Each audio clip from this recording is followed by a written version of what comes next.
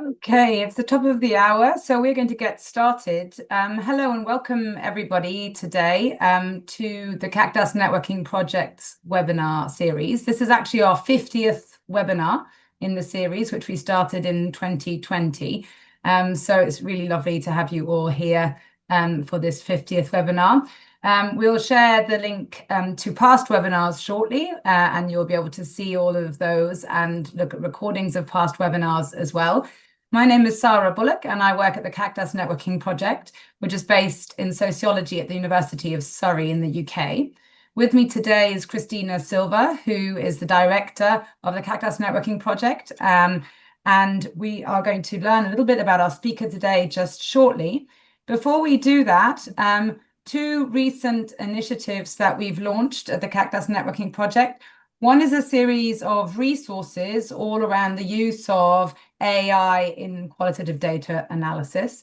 And the aim of those resources is to support the community to make informed decisions around the use of AI in qualitative data analysis, centered around the idea of appropriate use in different contexts. So do have a look at those pages if you are grappling with these issues at the moment. Additionally, we have our CAQDAS Networking Project's blog, where we host think pieces by a variety of different researchers. And if you're interested in contributing to that, please do let us know. And we're very much welcoming contributions at the moment. Additionally, we've got a few methods events coming up. We're winding down towards the end of the academic year, but we do still have two courses that are both online that are coming up shortly. One is a 2-day introduction to NVivo, and the other is a 1-day AI-assisted literature reviewing using Atlas TI. So do have a look at those if you're interested in attending a hands-on training course. We also are going to be publishing the schedule for the next academic year, both of our webinars and also our courses very shortly. So keep an eye on our website around that, and we'll be posting those links, or Christina posting those links in the chat shortly there. Please also let us know if you are interested in running a webinar for us in the next academic year. We're always keen to hear from people around their ideas for webinars. And definitely want to keep this a very vibrant space for us all to be thinking about a range of different issues around qualitative data analysis. So let's think a little bit about what we're all here for today. I'm really delighted today to introduce James Goh.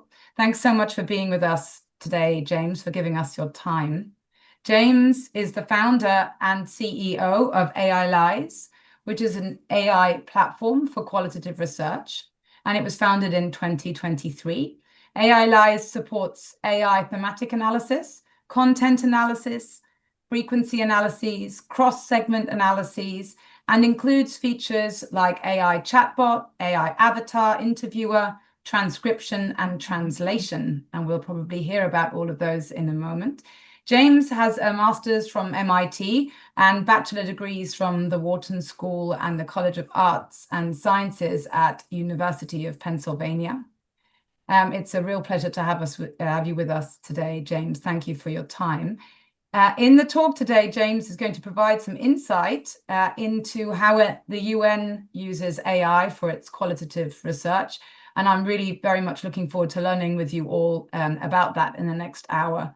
Whilst James is speaking, please do post any comments or questions that you have in the chat. And at the end of the talk, Christina will pull these together and put these questions to James. And just to let you know that the talk is being recorded today and that you'll be sent the recording after today's session. Okay, so that's probably all from me for the moment. Thanks so much for being here, everyone, and over to you, James. All right, thanks, Sarah. So my name is James. I'll be covering some of the case studies that we've worked with different UN agencies to apply AI in their qualitative research. You've heard a little of my bio. My own background is more in AI on the academic side, but professionally, I worked in doing a lot of qualitative research, doing interviews and surveys at places like ID Insight, Dahlberg, One Acre Fund, a lot of consulting projects, and that motivated me to develop this AI platform to support the use of AI in qualitative research. We offer both an online tool and online platform with different features, but we also work with large organizations on custom consultancy projects. And so these are the projects that we've worked with several UN agencies and the projects that you'll be hearing today. So I'll be covering two case studies. So first is with the UN Institute of Training and Research. And there, the UN UNITAR wanted to use the AI to create avatars to actually interview different respondents.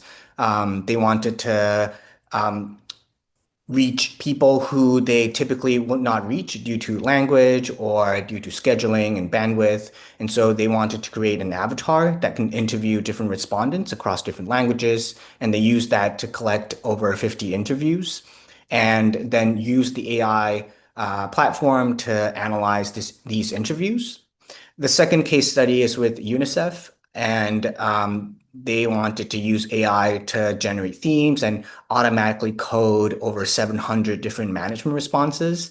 And these are management responses in response to some recommendations that different evaluations had in the past. So I'll cover these two case studies and show how they managed to use AI, what were some of the key issues and some of the success stories. Throughout the presentation, I will also weave in some of the interface, just so you have a better flavor of, exactly how the human AI collaboration works. Where does the human put in information, how the AI outputs information, and how you might interface with AI outputs. And then I'll also cover some of the key reflections, and that's critical on, issues like bias, hallucination, human oversight, and as you might be aware, these UN organizations are very, very careful with how they apply AI ethically, and so I'll cover some of the key reflections through these two case studies. So without further ado, I'll cover the first, which is on using AI avatars. So as I said, UNITAR wanted to create avatars in order to interview different respondents. These were some of the interview questions that they had, pretty standard interview questions, gathering information on the evaluation of some training programs that they organized. So what were the key needs? Were they addressed? Did the trainer adapt to the group experiences and needs? And so what UNITAR wanted was not only to create an avatar that could follow these interview questions, but to actually go outside of the interview guide and ask relevant follow-up questions. And so with those interview questions, the AI avatar was trained to be able to ask relevant follow-up questions, probe deeper, and do this autonomously based on what respondents are saying. And so that was something that they felt that would be useful in helping them reach participants that they would not otherwise have been able to reach, because with the avatars, we could also create avatars of different ethnicities, different genders, and also avatars that speak different languages. And so they could reach out and interview people of different languages. They already had, a standard list of interviewees, but because they could use AI, they would then able to interview over 50 respondents in addition to what they were originally planning to interview, in traditional approach. So this is the AI interface. The AI speaks to you via voice, and the AI you would respond via voice, and we covered these different languages. So as I said, it's a dynamic interview. So the avatar hears what you're saying and then responds dynamically to what you're saying. It tries to follow your interview guide, but if necessary, it would probe deeper if you're a bit vague or unclear. It would try to ask for examples, ask for case studies, understand why you're saying certain things, all following, your overall research objective. And at the end of these avatar interviews, UNITAR then on the dashboard that they had, they were then able to download all of the interview responses. So everything would be transcribed automatically, and the output would be in these Word documents in a traditional transcript format. And in addition to these interviews, they were also able to pair the interviews with a survey. So before going and doing the interviews, the respondents could filled in a short survey so they could collect quantitative information as well. And so we also helped UNITAR collect these short surveys before the start of their interviews. So what basically UNITAR did was they were able to create these avatars in different ethnicities and genders, and then create a unique URL link, which they then sent to different respondents. The respondents then responded on their mobile phones or on their computers via voice, and they had a dynamic conversation, and then everything was recorded and also transcribed using AI. And then they were able to get the raw data from these responses. So some of the key findings from trying to do this type of AI avatar interviews. Some of this is from this case study, and others are with other projects that we've done with other UN agencies. They were able to collect the interviews very, very quickly because, of course, they were done all asynchronously. So they were able to collect 50 interviews in just 3 days across multiple languages. We found that participants were generally very comfortable speaking to the avatar. It's also a novel experience, so we saw a lot of enthusiasm with response rates as well as people carrying on the conversation. The avatar asked good follow-up questions beyond what was pre-specified. It was able to follow the overall research objective and ask for why or how or some examples. And each transcript was about 10 pages long, about 45 minutes to 60 minutes in total. So typically a traditional interview. So overall, we found it's fairly effective at collecting data. There are some emerging insights, and all of these are interesting research directions. These are not conclusive in any way. We've only done at most 50 of these 50 of these projects with different organizations, but these are some emerging insights from across the project that we've done. One is it's interesting that female avatars yielded more detailed responses from participants. And this is actually, I think, similar to human interviewers or moderators, where females also get more detailed responses. The second is around more technology related, where if participants pause for too long, they're just thinking. The avatar sometimes assumes that participants are finished speaking and they might try to move the conversation along. So there is still some technical developments that would help enhance the user experience. But because the avatar is not able to fully see your body language and incorporate that into the conversation.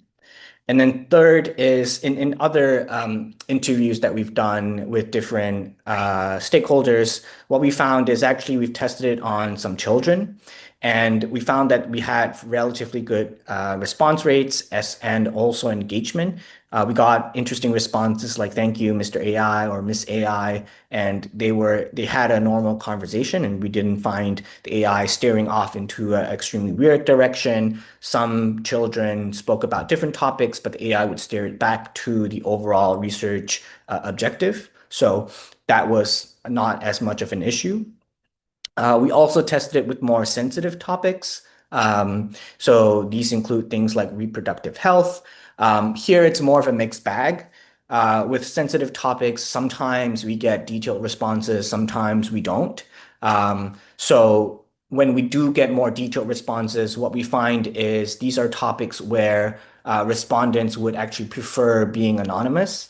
And so they feel anonymous, and therefore, when they speak to the avatar, they are more willing to share more detailed information rather in comparison to a human interview where you have a human judging you and hearing some maybe awkward or controversial opinions, and they're less willing to speak when they're interviewed by a human relative to an avatar. So that's sort of one type of response that we get. In other instances, we get actually less responses from interviewees. So here, respondents feel like it's a bit impersonal and it's less sincere. And so they did not feel like they would want to share as much information. It's a bit too personal.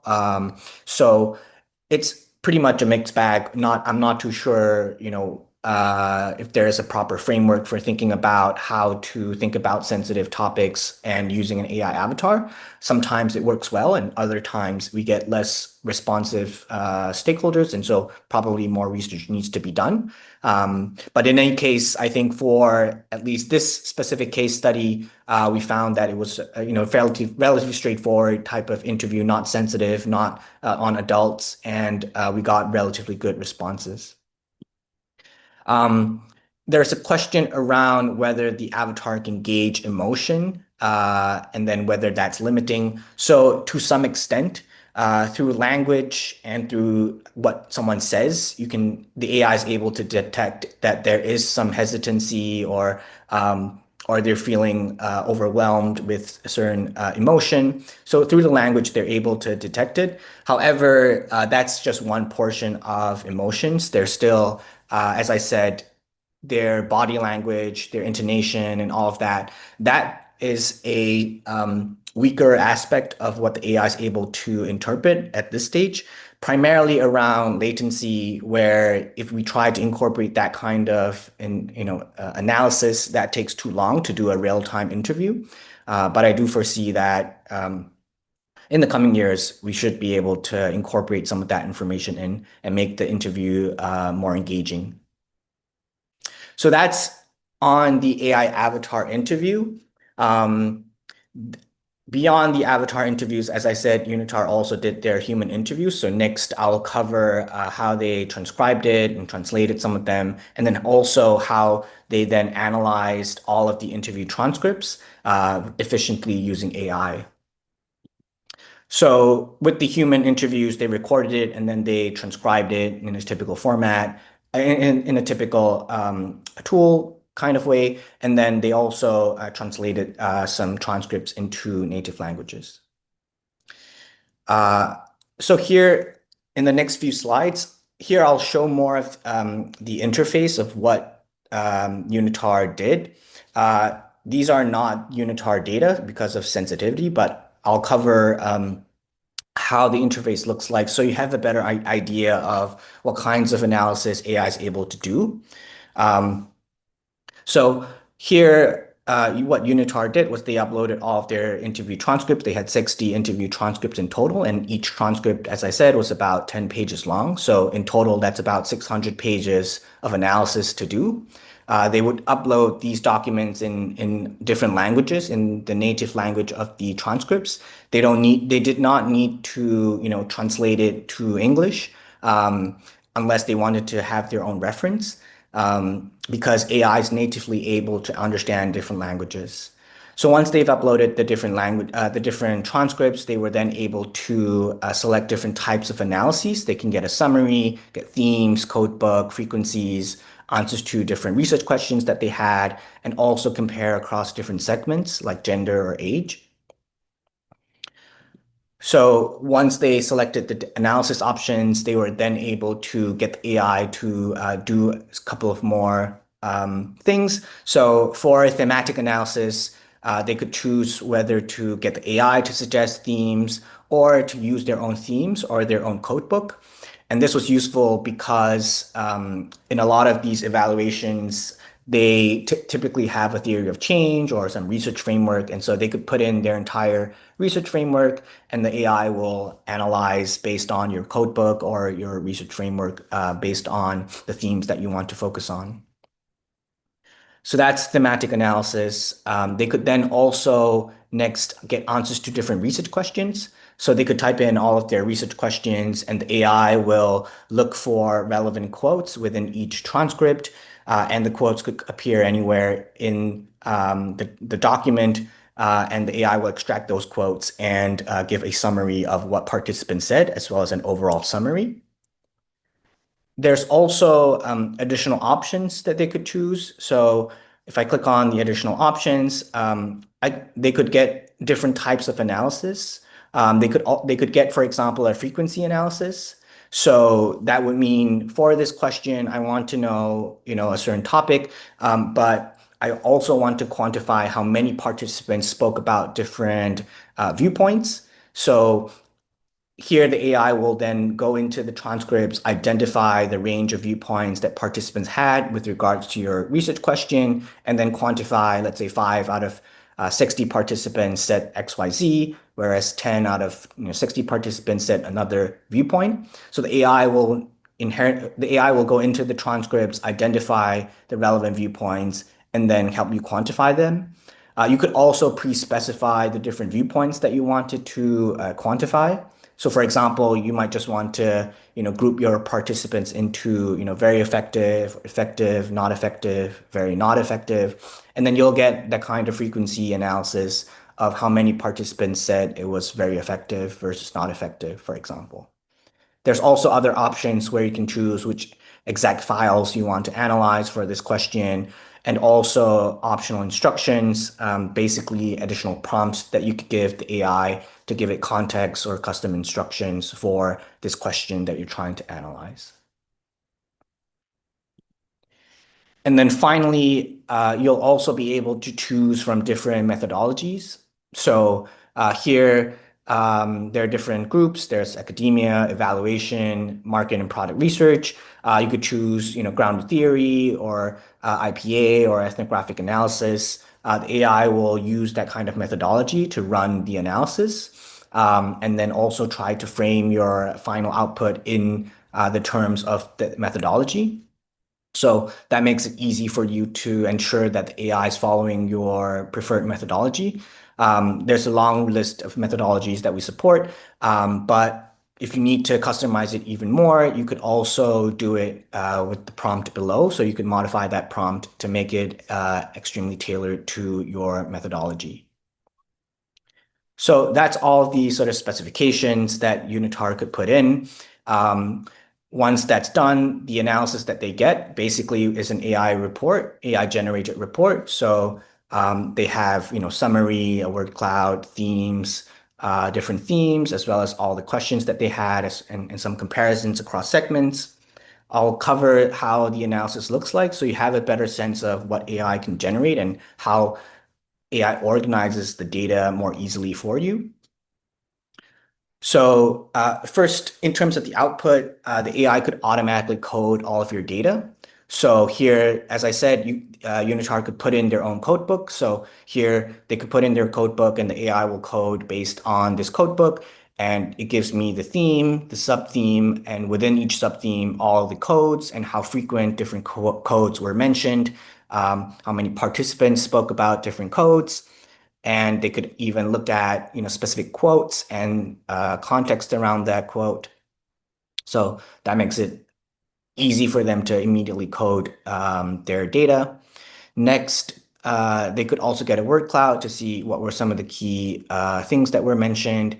Beyond a word cloud, they could get actual frequencies in a bar chart. So they could see, all the different keywords. And the AI will then group those words into different categories. So it's easier for you to visualize and understand some of the key topics that are emerging most frequently in your data. Beyond the word cloud, this is sort of the crux of the analysis. So For every theme or question, this is sort of the analysis that you will receive. You will get basically, for example, for this theme, you get an overall analysis across all your files. So it'll cover, what did most participants say, as well as some unique or differing viewpoints. So not just the majority opinion, but also some contrasting viewpoints or unique viewpoints.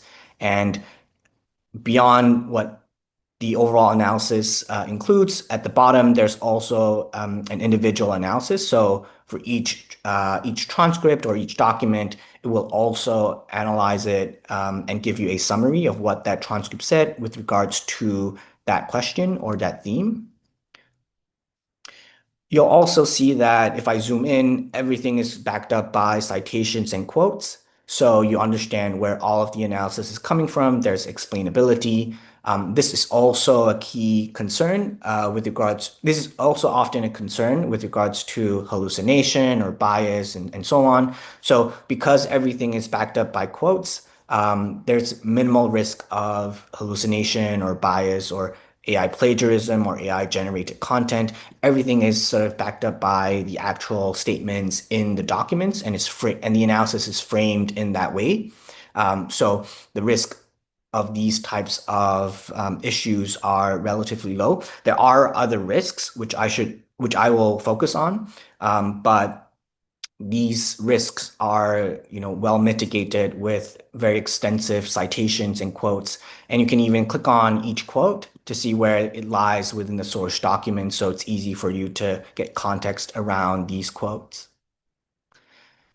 Beyond this, for every analysis, there's also a chatbot that you could activate. So you might see an analysis and you could chat with that analysis so that you're able to refine it, to find more quotes, to reframe the analysis, or even help you draft an initial version of your report. That makes it easy for you to get more flexible analysis. Beyond that, if I scroll down, this is that frequency analysis that I was talking about. So you'll be able to see, how often how frequent different participants spoke about different viewpoints. So here, the AI can help you identify these viewpoints, or you could pre-specify them. And it also gives you a comparison across different segments like gender or age. So if you pre-specify which documents belongs to male and female, you'll be able to toggle through to see how they differ by gender or age or other segments that you could predefine.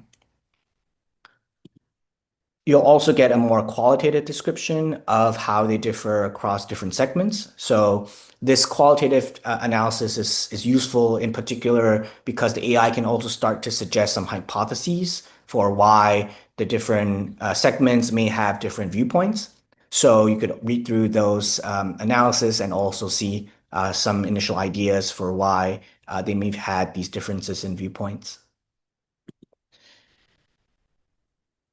For the frequencies, you'll also be able to dig in and see exactly which document spoke about which viewpoint, along with the quote and context. So if you want to know exactly how those frequencies were generated, you'll be able to do that. And then there's also additional visualization. So you could visualize your codebook and themes with this drag and drop interface, showing the hierarchy of the theme and subthemes and codes if you need. There's also a network analysis that you could generate of the co-occurrence of different codes. So you could see if there's overlap, if a participant typically speaks about multiple codes in a single document. So you'll be able to see that kind of network analysis and modify it as you might need to. And then finally, there's also different options. So you could chat with the entire report to generate additional analysis or to start to draft your report. You could download everything as a Word document or Excel sheet. You could also collaborate with others on the platform, or you can share it with the public, and the public will then be able to, it could be your stakeholders. They will then be able to see the same charts that you saw, click on the quotes, chat with the data as you might need to. And then, of course, you could run more analysis. So in particular, for running more analysis, what we see is it's often you might do an initial few interviews and then you could run the analysis using AI. And then you could keep adding more files and get see analysis updated. And you could very quickly see when you reach saturation and how you could modify your interviews along the way, or whether to stop your interviews because you've reached saturation. So AI also makes the research process much more iterative. So that's a lot of different features, but I think what the key takeaways of this are that number one, Unitar was able to analyze 60 over interviews, over 600 pages in just 2 days across multiple languages. They got a very detailed report with thematic analysis, content analysis, cross segments comparisons, frequency analysis, and different visualizations. And what you find is the AI is actually generating a lot of analysis for you, and it's helping you organize your data in many different angles and many different ways, but it's not giving you any real synthesis or key takeaways or implications. You still need to do a lot of that kind of synthesis. It's telling you, a lot of people said this, or some people said this, or, many people said this, but there was a contrasting viewpoint, or a lot of males said this, but a lot of females said something else. It's just able to summarize your data and organize it very efficiently for you, but it's not able to bring in that critical thinking of linking it to your hypothesis or the literature or even just the deeper nuanced context of what research you're trying to do. So Unitar still needed to do a lot of that synthesis. There were a lot of findings that they already knew and was not important to them as stakeholders. There were already initiatives that were addressing these concerns. There were also a bunch of insights that were a bit too granular for their use at the HQ level. So there's still a need to tailor the analysis and bring real synthesis to the analysis. What the AI is doing is still just organizing your information. So that's something that I think will become clear as I go through the case studies today. So that's on the first case study, and I will quickly cover the second case study, and then we could go into Q&A. And in this second case study with UNICEF, there's a question around whether there were direct human versus AI comparisons. And interestingly, for this UNICEF report, they did human AI comparisons. So I'll cover a little bit on some of the similarities and differences. But so for this second case study, it was to use AI to generate themes and to automatically code over 700 different management responses. So what they had was basically over 700 different evaluation reports, and they had some management responses for each report, and they wanted to automatically generate some themes and to also code all of that data efficiently. So I'll show you the interface so you get a sense of what the AI outputs are, but you could use any tool, and it's more around how AI is organizing the data for you so that you could do the real synthesis. So here, again, this is just dummy data, but UNICEF uploaded their data. They then were able to analyze they wanted to analyze some text in some specific columns. So they just selected the column that they wanted to analyze. And then they could either get the AI to suggest themes or use their own codebook. So if they click on to get the AI to suggest themes, the AI will look through all 700 rows of information and then suggest a codebook for you. So this is an example of a codebook that the AI might generate that gives you the theme, the sub-theme, and a description. You can then modify this to align it to your codebook, to your research framework. And then once you're happy with this codebook, you can then code every single row. So the AI output looks something like this, where this is your original data, but in the zeros and ones, that's where the AI is helping you code all of that data.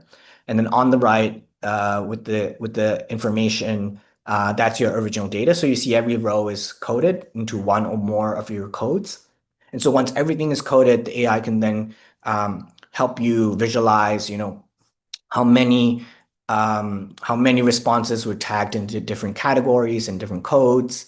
The AI can also give you charts, so it can give you the frequency charts of the themes and sub-themes.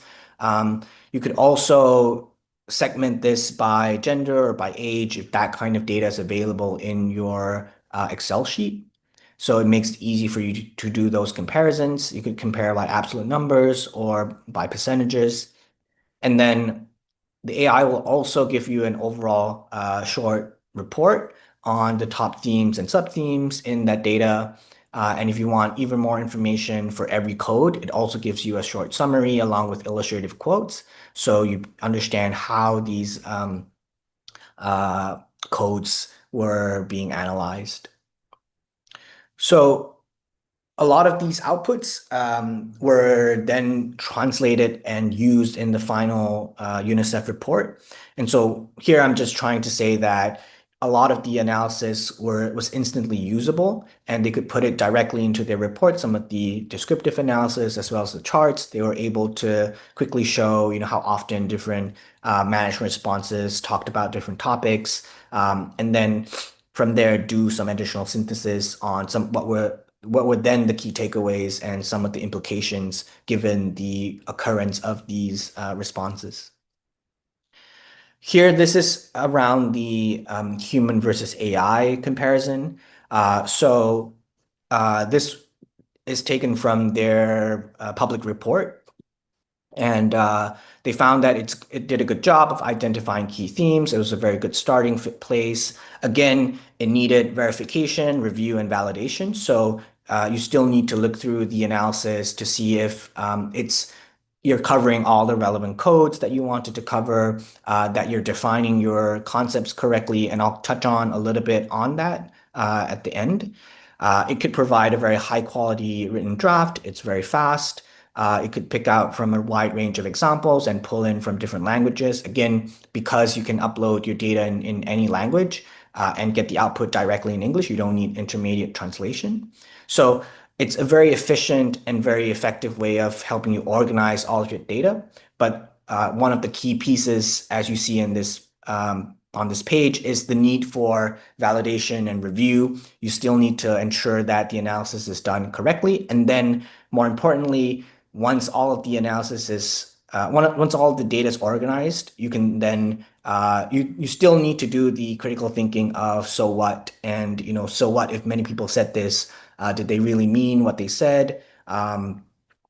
What context are they saying that in AI doesn't have all of that? And so you still need to do a lot of the analysis and synthesis.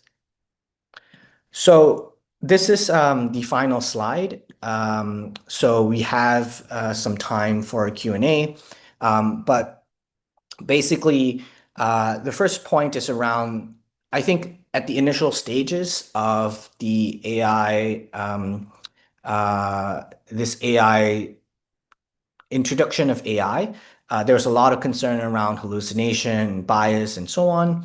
But my sense is this will increasingly be solved with better user interface, allowing you to check, ensuring that there's citations. So at this stage, for a lot of the UN agencies that use the tool, they don't actually face much problems with hallucination or bias.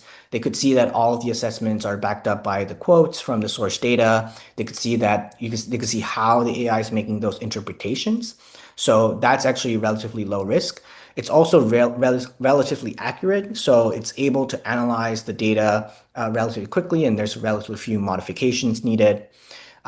Where I think is an underappreciated concern is on ambiguous phrasing or just ambiguous questions or directions that you're trying to instruct the AI system to do. So in both of the analysis, we have to be mindful of very ambiguous phrases that it's hard to define. So for example, it's very difficult to align human and AI understanding of phrases like strategic partnership or leave no one behind. These are very commonly used phrases in the UN network, but it's actually very hard for an external party, for yourselves, or who may not be in the UN system, or for an AI system to understand how you're trying to define that and what should be coded as a strategic partnership versus not. So just to give examples, on strategic partnership, if the participants said that, oh, we have a strategic partnership with XYZ, but in reality, through the context that you have, it's not a strategic partnership. It's just maybe an employer partnership. Then the AI will take a lot of the data at face value and will just code your data as, oh, a lot of people talked about strategic partnership. But when you look at that data, and that's where that reflection on validation and review comes in, you will then pick out that, oh, they're talking about strategic partnership in this context, and that's not how I want to define strategic partnership. And so you need to rejig the analysis or be more specific. So, for example, you might want to, instead of saying strategic partnership, you might want to say partnership with a research institution or partnership with a private sector partner. That's much more precise than leaving it to an ambiguous phrase like strategic partnership. And so it's not that the AI is misunderstanding your data or it's introducing bias or it's making up fake information. It's just that there's a lot of context with some of these more ambiguous phrases that you need to be mindful of. And so we see that AI reduces the time to organize the data significantly. And then very often the next phase of the analysis is that human coming in to look at some of the key phrases that were used to see whether the AI is understanding that correctly, looking at whether there's ambiguity in some of the way that it's coding it. It's often that it's close, but it may not align precisely to how you want to define certain things. And so you need to go back and then refine your analysis, get the AI to recode that data. So it's a more iterative process. But at the same time, it's also very efficient because once you identify a mistake, you can then very, very quickly run a separate analysis and then get the update. So that's something I think is underappreciated and something that I think will become increasingly emphasized as AI systems get more accurate, as the user interfaces of different platforms improve. The fourth point is, again, what I've been harping on, which is the need for human oversight and the human involvement to draw out the key implications and synthesis. So, just to give one example, so for example, in the UNICEF management responses that were analyzed, the AI, of course, could come up with the code book, would help you code all of the data. But then once the human looked at some of the AI results, immediately it was obvious to the human reviewer that some of the codes were missing, and the codes were missing because the data didn't contain some of those codes. But as the human, they understand the context around what they were trying to evaluate, what were some of the UNICEF objectives, and it was noteworthy that these codes didn't appear. And when they tried to use the AI to code that information, they found that very, very few management responses talked about that code. And that itself is an extremely important takeaway. And often that could be the most important takeaway, that the data is missing, a certain point. And so you can't just leave the AI to do all the analysis, write the report, find the key takeaways, and then what you find is that you're missing a bunch of contextual and a bunch of context and synthesis that's being left out. So this is extremely interesting around during this review and validation process, and ideally over time as an qualitative research community, hopefully we'll be able to come up with a better framework to guide ourselves through this process of, what should we check, check for ambiguous phrasing, check for missing information. These are things that AI is particularly weak at, and so we should pay more attention to some of these issues. The final point, and then I'll open it up for Q&A, is on data security. As you might be aware, the UN is extremely careful about data security. And so what we found over time is it boils down to 2 points. One is ensuring that your data is encrypted on any system that you upload your data in. And then second is ensuring that the data is not used to train any AI models. So whatever platform that you choose, it would be ideal to look at these 2 data security provisions to ensure that your data is safe as you run any kind of analysis. So that comes to the end of this presentation. I see several questions that I've not answered, so I'm happy to take further questions. That's great, James. Thanks so much for that. I've been collating the questions. There's quite a lot of questions actually, which is great.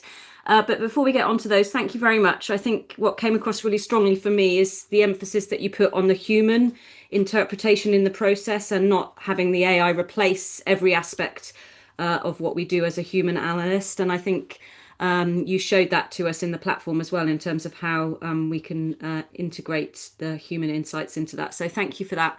There's a bunch of questions which I've kind of grouped into some topics.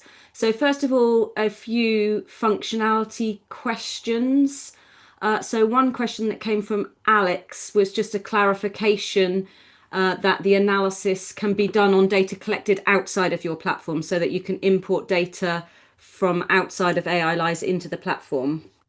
Yep, you're able to import data. And lots of different types of data, isn't it? So, Right. yeah. Fabulous. So you spoke about data security, and that's probably the most common question that we get here at the CAQDAS Networking Project when people are starting to think about using these kinds of AI platforms. And you spoke to that at the end. There's a couple of other specific things.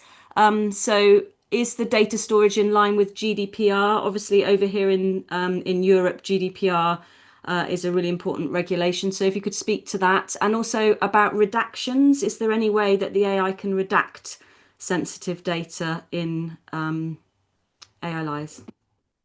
Yeah, so it is in line with GDPR.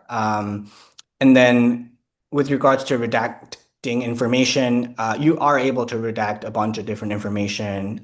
So this is just a screenshot, blood type, credit card information, their names, organizations, addresses. So that's redacting information. And then you could also, for example, put in your own custom spelling, put in your own dictionary, and a bunch of different options. Okay, so is that for replacing? So you could find and replace sensitive information in that way, could you? So it's it's automatically identifying speaker names or Okay, people's names and then giving you a redacted version of that transcript. okay, So, great. yeah. Thank you. And then a couple of questions about languages. So a specific question about Welsh language, whether you support Welsh. Yeah, we do support Welsh. So in terms of the languages that are supported for audio transcription, um, we're able to support over close to 150 different languages, including Welsh. So Welsh is on the bottom line. Um, and then the accuracy, of course, depends on the quality of the audio. But I think we've done a partnership with someone who did Welsh, and I think it was about 90% accuracy. So not as good as, English and other languages. But you're able to use the platform for free and then try it out to see how accurate those transcriptions might be. Okay, that's great. And so am I right in thinking that as AI develops generally, then the accuracy around different languages and the number of languages is getting better all the time? Is that a fair statement in your Yeah, experience? I think that's fair, except for much more, we call it low resource languages, those that are just very, very hard to find on the internet. Mhm. Uh, my sense is there's not a lot of progress in collecting data for more niche languages. Mm. But Welsh is a common language, Yeah. relatively speaking. Okay, thanks. I've got one more question about AI in terms of models. Can you speak a little bit about which models that you're using, which AI models you're using to perform the analysis in AILYZE? So it's our own proprietary model, which we train to do qualitative research, and then we train it on a lot of academic publications that are open source, as well as or NGO publications like the UN, World Bank, different books, things like that. So it's not trained on the open internet like OpenAI's models? Is that The a lot of open people ask internet, those questions? yeah, no, the open internet is still a baseline, but on top of that, we curate a data set that's focused on doing qualitative research. So a lot of the, academic publications that talk about qualitative research or books um, or audio, those we curate and then fine tune the models to improve the accuracy. Okay, great. Thank you for that. Okay, so there's a few questions about the specific case studies. So I'll start with the first one, the UNITAR project. There's a question from Doug about recruiting. So how did the recruiting and scheduling stages of that project integrate with the data collection and interview process? Yeah, we don't have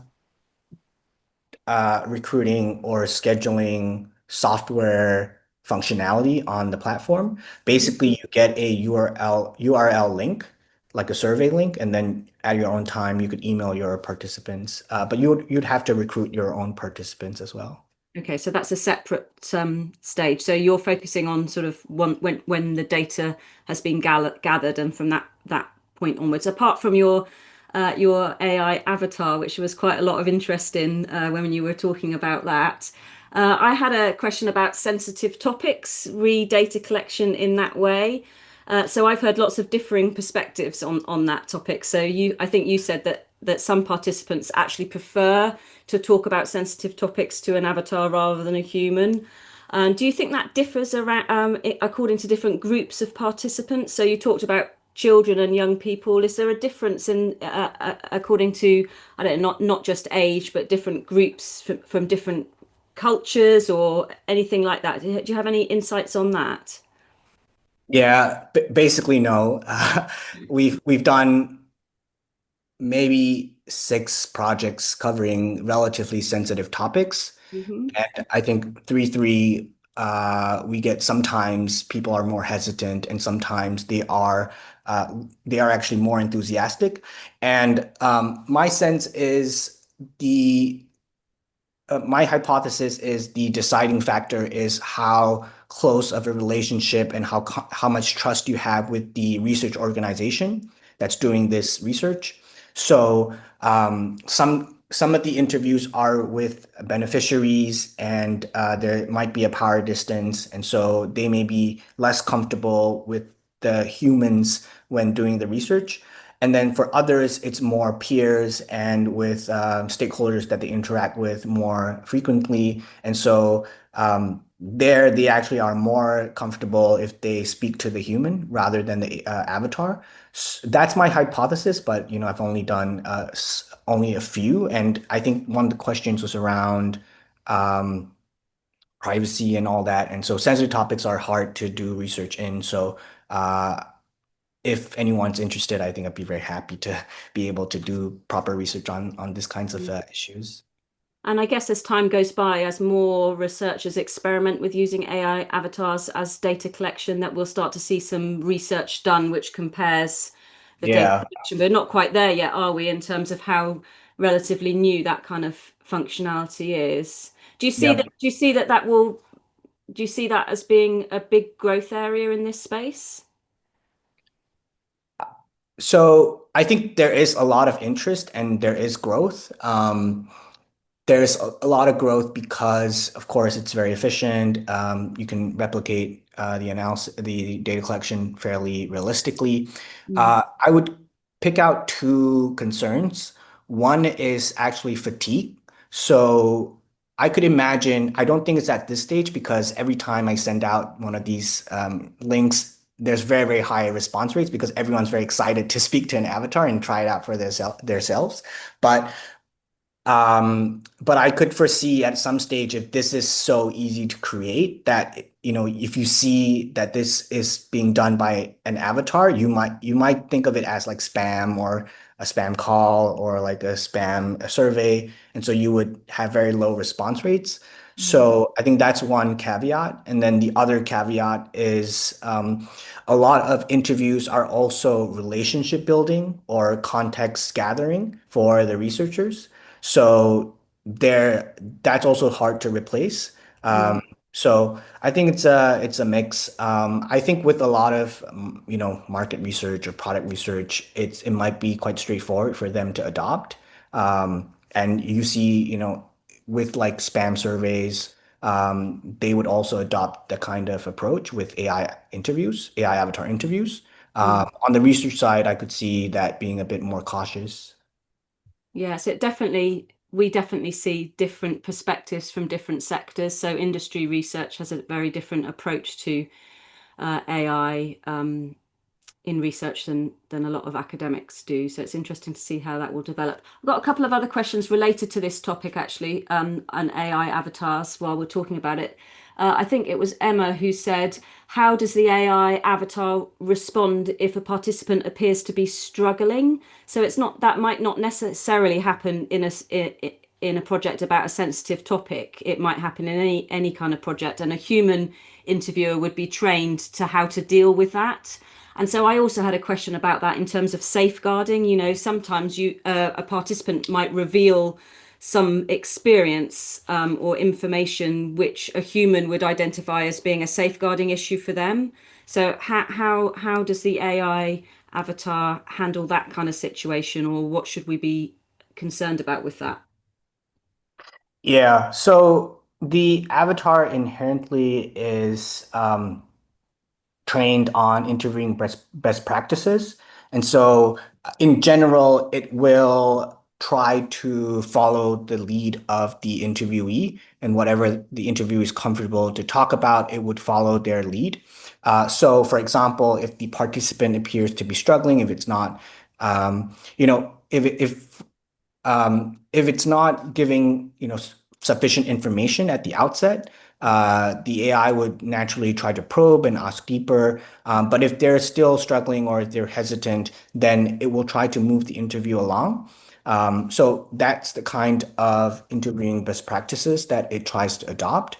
I don't think it will be as nuanced as sort of a human, especially if there's some issue contextual topics that the participants talking about, which the AI doesn't understand.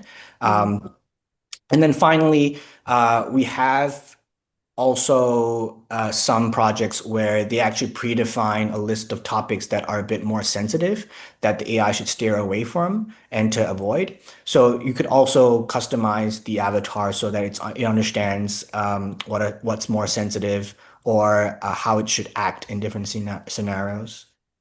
Okay, thank you for that. Okay, I've got a couple of questions about the UNICEF case study and specifically around the survey data that you showed. So first of all, can you talk a little bit more about the adjustments that the researcher can make in that process? So for example, in the AI generated codebook, to what extent can I adjust that codebook? And also the coding that's applied. If I don't agree with something that the AI applies, how can that be adjusted? So sort of integrating the human interpretation into that process. So with regards to customizing the initial code book, you can fully customize it. So you could change the theme, change the codes, change the descriptions, how you want to code it, your definition.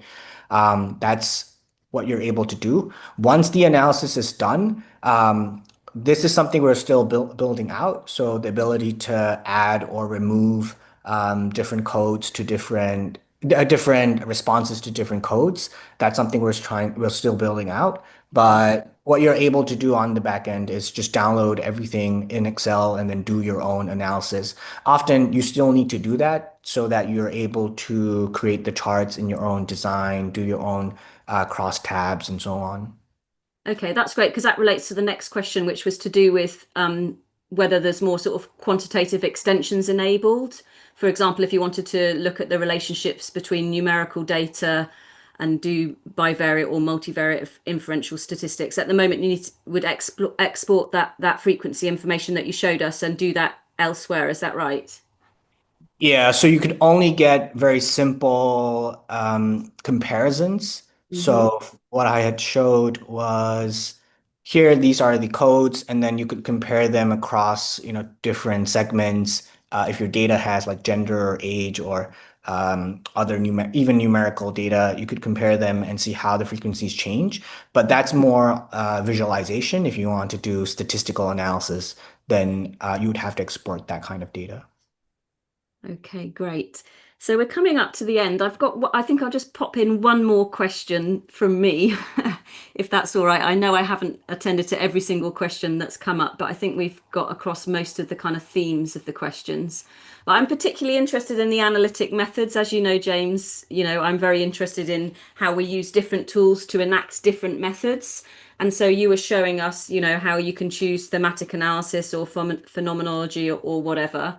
And I wondered if you could just talk a little bit more about how that works. So how have you trained the AI for that?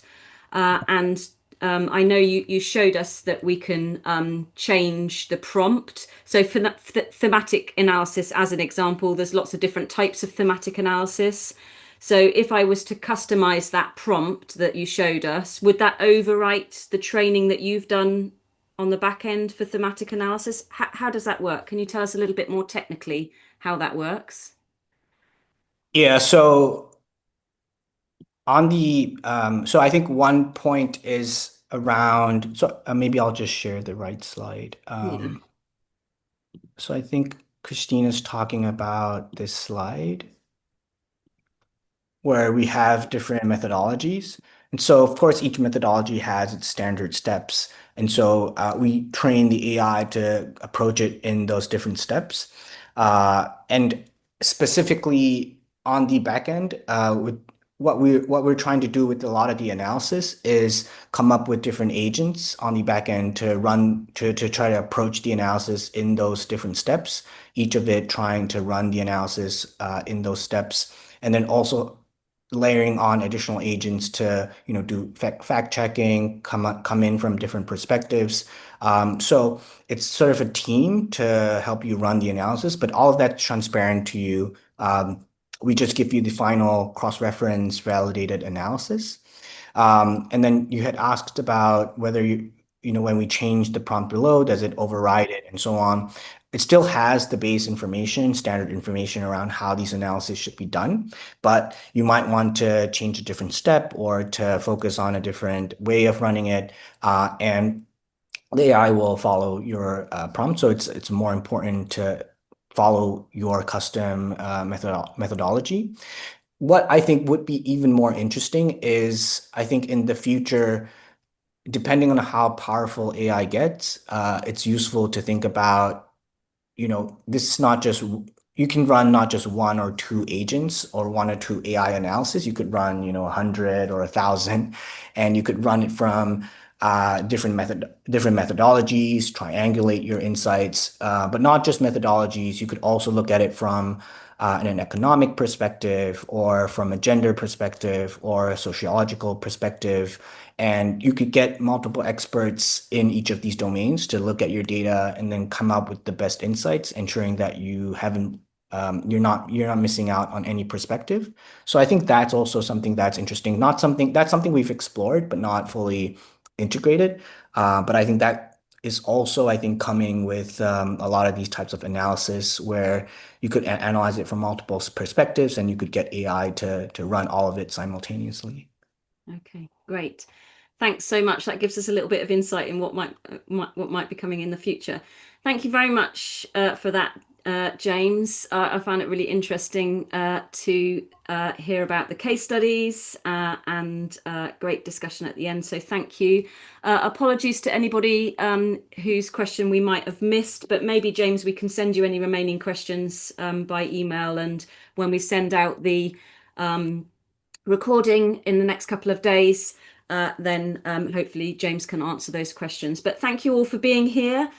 This is the last webinar of this season, but as Sarah said earlier, we will be scheduling lots more for the new academic year. So if you have any ideas for topics, for things that you'd like us to organise webinars on, please let us know. We like to provide things which are useful for the community. And also, if you've been using any kind of digital tool for any kind of qualitative or mixed methods project, then we're also really interested to hear from you. If you want to deliver a webinar with us as well. But for now, James, you can see there's lots of thanks coming to you in the chat. So I will say thank you again on our behalf, and I hope that everybody enjoys the rest of their day. Thank you.